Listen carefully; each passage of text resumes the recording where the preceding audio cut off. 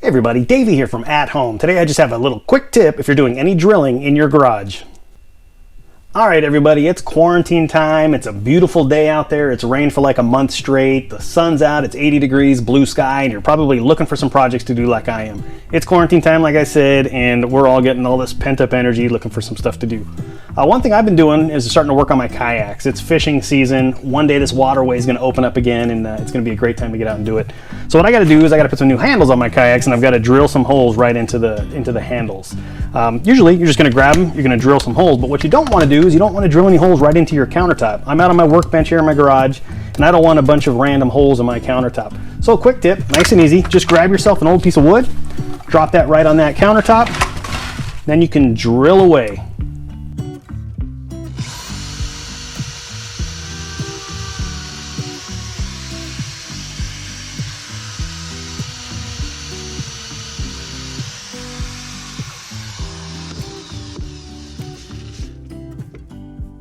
I do appreciate y'all watching. Thanks for checking in. Do me a favor, hit that like button down below and subscribe to At Home up here in that right hand corner. We'll see you all soon.